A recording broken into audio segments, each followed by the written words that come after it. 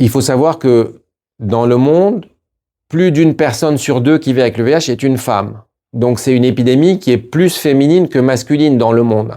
Alors dans certains pays, c'est plus une épidémie qui concerne les hommes qui ont des rapports sexuels avec les hommes, mais à l'échelle du monde, c'est une épidémie plutôt féminine. Donc il y a plus de femmes que d'hommes qui vivent avec le VIH.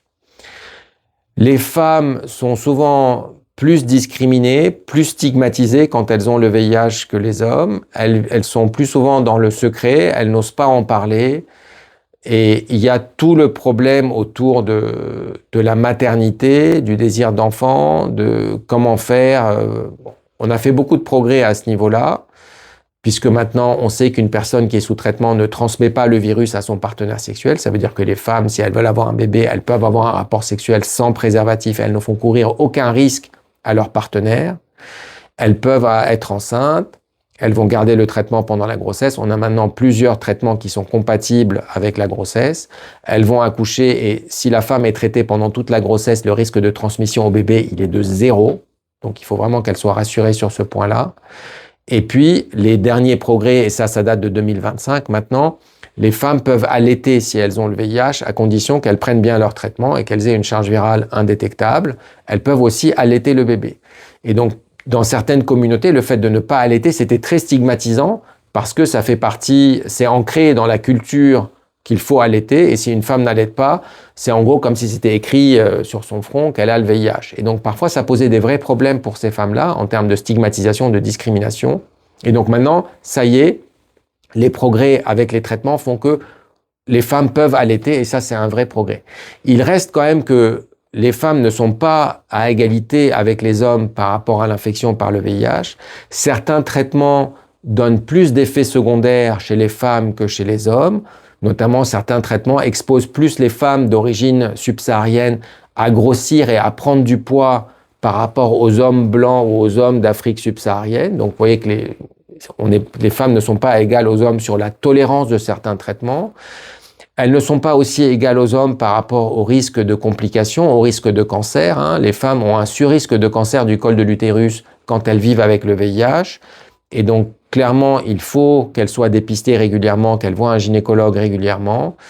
Et puis, les femmes ont souvent une moins bonne tolérance des traitements que les hommes. Et ça, on n'a pas forcément d'explication. Parfois aussi, l'immunité, le fait de récupérer une bonne immunité se fait plus difficilement chez les femmes que chez les hommes dans le cadre de l'infection par le VIH. Donc, on n'est pas au pied d'égalité, mais il y a beaucoup de progrès qui sont faits et il faut absolument continuer. Le plus important, c'est qu'on arrive aussi à faire participer les femmes aux études pour la recherche. Souvent, les études pour la recherche, elles sont faites dans les pays à revenus élevés, là où l'épidémie, elle est essentiellement chez les hommes qui ont des rapports sexuels avec les hommes. Et dans la plupart des études ou des études de recherche sur des nouveaux médicaments, sur des nouveaux traitements, sur des nouvelles stratégies de traitement, sur des stratégies de prévention, on a 80-85% d'hommes dans ces recherches. Ça veut dire qu'on n'a pas de données sur les femmes. On n'a pas de données sur les femmes si elles sont enceintes avec ces traitements. On a assez peu de données sur la tolérance des traitements chez les femmes. Et donc, il faut absolument qu'on arrive à imposer un minimum de pourcentage de femmes dans les études. Sinon, on complète pas l'étude. Et ça, de plus en plus, les autorités de santé sont en train d'imposer un minimum de femmes dans les études de recherche pour qu'on puisse avoir suffisamment de données sur comment les femmes supportent ces traitements, qu'est-ce qui se passe si la femme est enceinte avec ces traitements ou pas. Donc ça, c'est très important. Et puis, il reste une question qui n'est pas résolue aujourd'hui, parce qu'on a des études anciennes avec des traitements aussi anciens.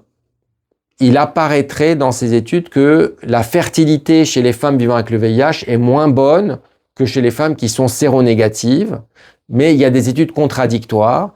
Et donc, nous, à l'hôpital Bichat, on va mener une étude à partir de 2027. On va comparer la fertilité chez les femmes qui vivent avec le VIH par rapport à des femmes du même âge qui ne sont pas séropositives pour le VIH, avec deux méthodes, des dosages d'hormones dans le sang et puis une échographie pour aller voir les ovaires et mesurer les œufs matures dans les ovaires, les follicules, ce qu'on appelle ça les follicules en trop.